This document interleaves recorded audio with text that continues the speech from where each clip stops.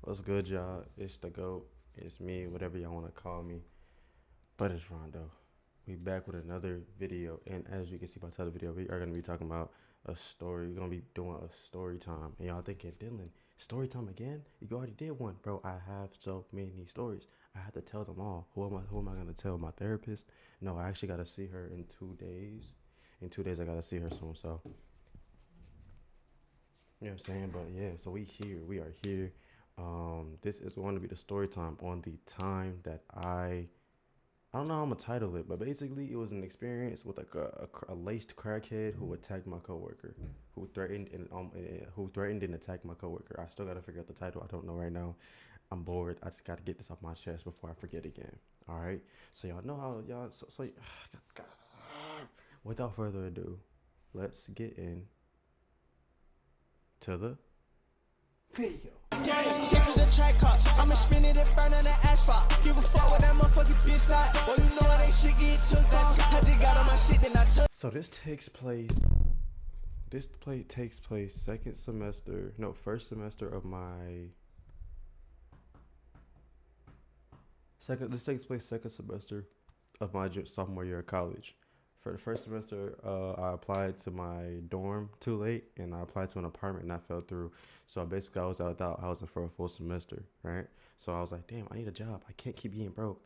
I can't keep living off my old last job's checks because I got fired from there because them niggas didn't let me wear my do-rag.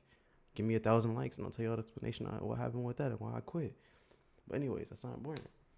I'm about to give y'all this explanation. So yeah. It is first semester. I want to say this is maybe September or whatever. Yeah, this happened at my old gas station job. I worked at a gas station. I worked at QT. So before anything, I always wanted to work at a gas station. Y'all gotta understand, I always wanted to work at a gas station, and y'all probably were like, why? I don't know. It just like whenever I went into like QT, for niggas that don't got QTs, where you say QT is like all-in-one gas station. It got like the regular gas station snacks. It has good gas, and it has like actual food that gets made. It has actual food, and it's like real. It's not like fake. Like it's not like frozen. It's food. You have to cook it. Anything you want has to be cooked, but it's a food area. And whenever I go in there, it just feels so smooth. It feels so sweet, and everybody just on chill shit. And so I'm like, all right, cool. I think I feel like I could do this. So basically, what happened while I ended up there. Up until this point, I had worked McDonald's, Walmart, restaurant,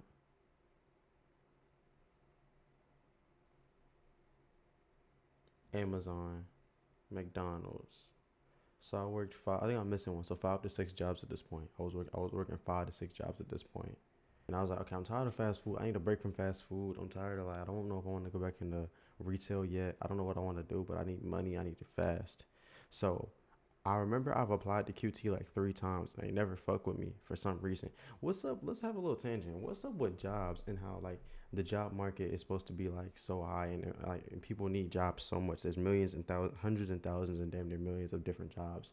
And it's like companies are actively talking about how they hiring, but it's like you have to jump through hoops to join their company. It's like, bro, of course I need money, but you niggas need workers. Why y'all making it so hard?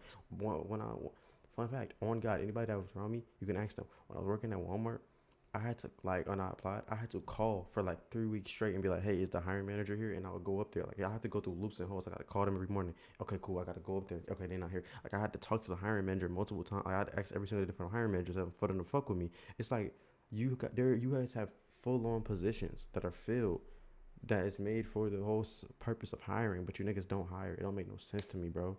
Come on, y'all gotta lock in. Why am I chasing you down to get a job to help your company? You know what I'm saying? That's what always confused me. I never understood that.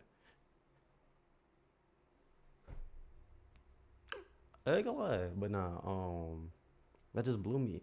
So, third time's a charm. I finally apply. I finally get in there. And I go in there. First thing, they didn't like they didn't like this. You can't have any sort of beard. You have to literally cut it. So the day of the orientation, they most definitely had me. I walk in there, hey, you know you got this. You got to go cut it. I'm like, oh, I forgot because I didn't forget. I didn't want to.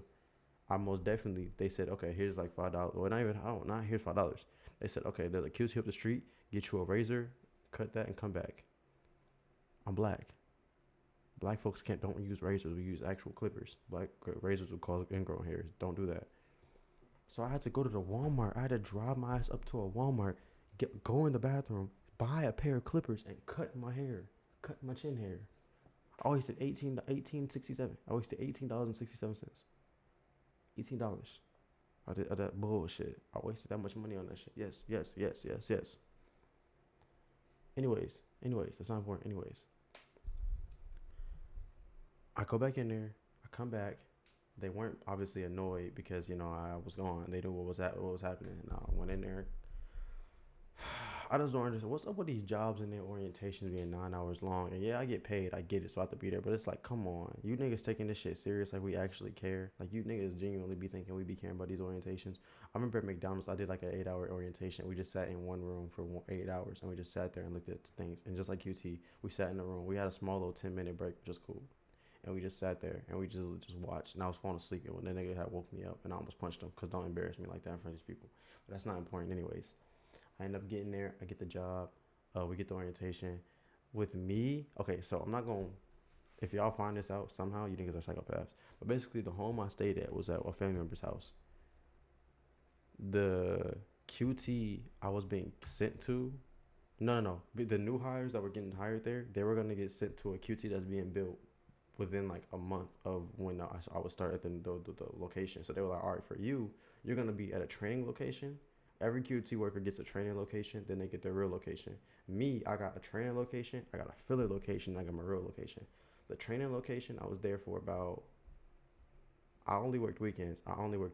So I was there for, no, I didn't only work weekends. It was just the girl I was working with. She was a great, amazing person. But when I tell you, I missed like 5 shifts because shit kept coming up and she just never texted me, hey, they'll be like, yeah, the trainer's not here. So the first day, oh yeah, came, oh, she's not here. So they just paid me $10, $20. I was like, appreciate it, cool. A few days later, oh yeah, emergency came up. She's not here. You can go back home. Okay, cool. Then it happened again, and then okay, cool. It's like it took me like an extra 3 weeks compared to everybody else that got there. So after I finally finished my training there, everything was cool. Honestly, there was only like one awkward interaction there. There was only one awkward interaction at my training location, and then after that, it was cool. So after the training location, they sent me to basically be relief at other locations. I was a relief for other different QTs in the area, okay? And I was doing that for about 2 weeks. And I was just, learning more stuff, right? Just getting more, basically I was getting more training just so when I come into my new location, I'll be great. Like I'll know everything I need to do. And basically to sum up QT, it is a literal, you are working at a gas station. Like for niggas that want to work there, it's cool. It's sweet. The pay is mid. I got paid 15 and that was like a year. I was like a full... That was actually a year ago. Yeah, a year ago from now. Anyways, but yeah, the job at QT is so sweet though. All you do is like 3 things. You're either cooking, you're either cleaning, or you're either on the register. Those 3 things. Either if you're cooking for the entire shift, or you're cleaning, or you're registered. Now, cooking is its own thing. You're either cooking for the entire shift. Now, cleaning and register, they balance it out. Sometimes you won't, like, they take turns just throughout the day. It's boring. It's just boring because if you're not on a register or you're not cooking, you're literally just walking around and just cleaning and just standing, like just standing. Like y'all gotta really understand what I'm saying. Like you're not allowed to like sit nowhere. You're not allowed to just sit, like just stand bullshit on your phone. Like you have to just stand. Okay, that's dirty. Clean that. Okay, fill this up. Okay, like you know what I'm saying. You gotta keep us busy. I swear to God, one time I had a 6 a.m. to 2 p.m. one day, which is crazy. I don't do 6 a.m. I had a 6 a.m. to 2 p.m. When I tell you, I had to turn my fucking brain off. I literally turned my damn brain off, like, cause I pulled an all-nighter the day before. I didn't go to sleep that night. I slept the whole night on the game. Shout out to the PlayStation party. Shout out to the guys. I was in the party the whole night, and I had to work. So I'd get up at 6 a.m. I mean, I went right at 6 a.m. I got off the game. I went in to work, and when I tell you, I went in, I left. Like I went in, it was 6 a.m. I left. I walked out that building at 2 p.m.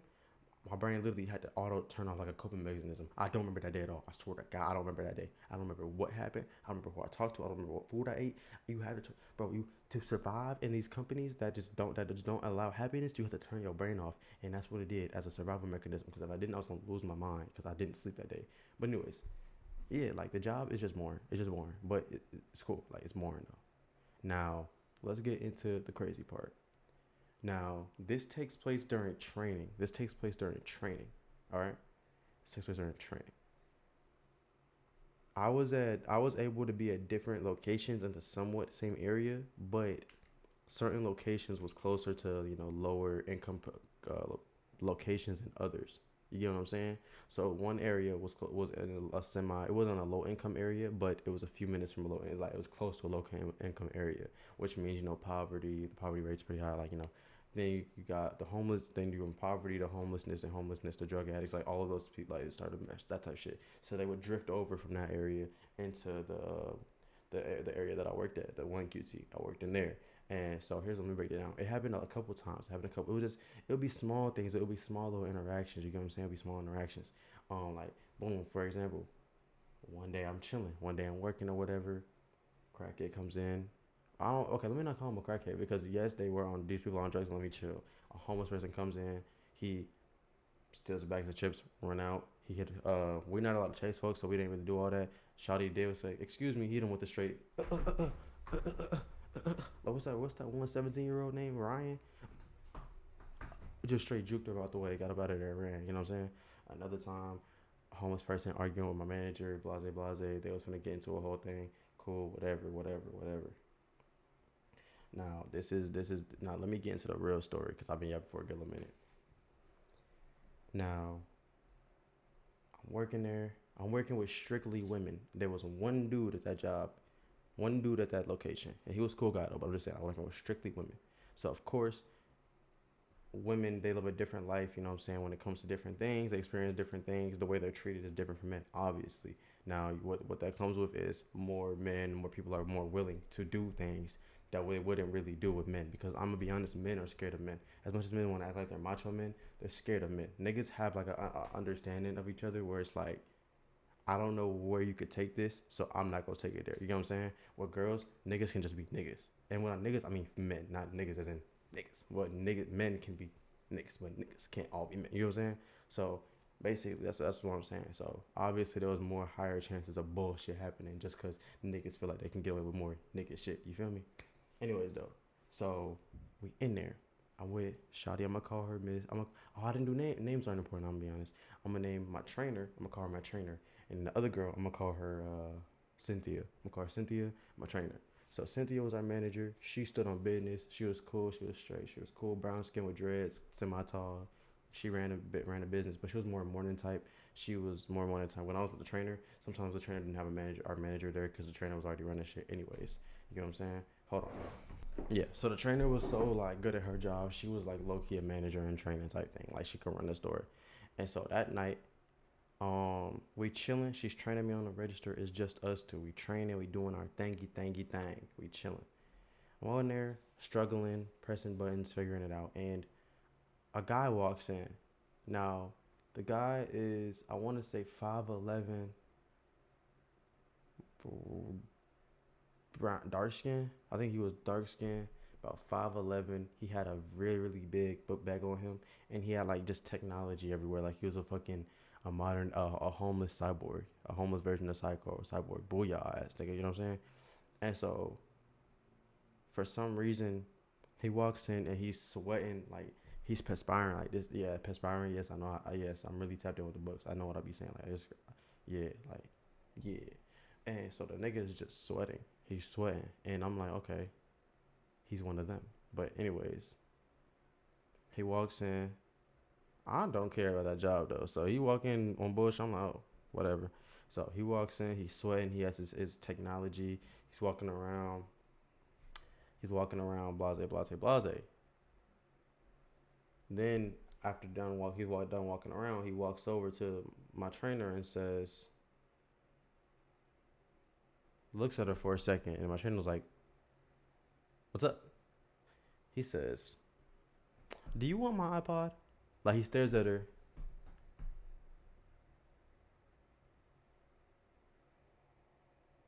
do you want my iPod?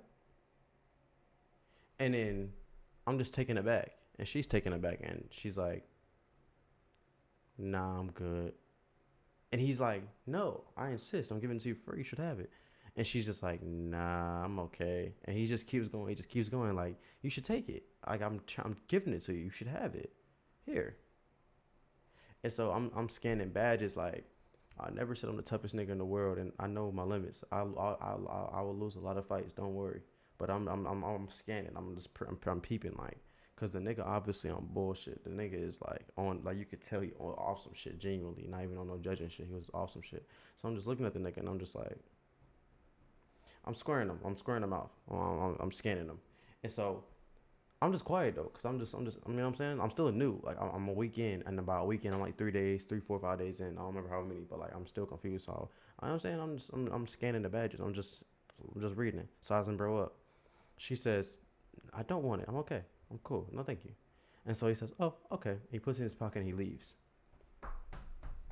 And you would say, okay, that's the end of the story. We got to where we wanted. Story over.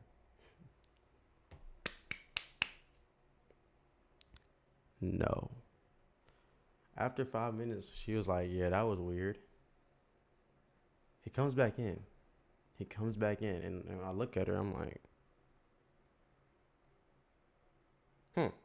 So he walks in, does his little 1 2 1 2, comes to the front, stares at her, and says,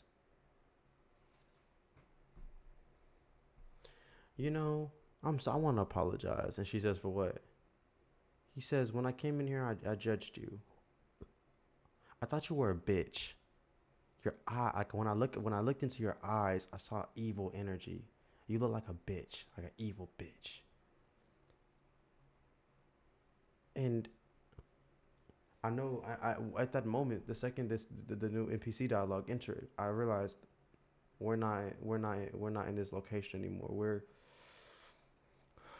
the terrain has been terraformed into somewhere else. We're no longer dealing with a regular homeless person. Like, he's been maxed out. He went in, he popped them yerkies, he turned into perk angle, and he's activated.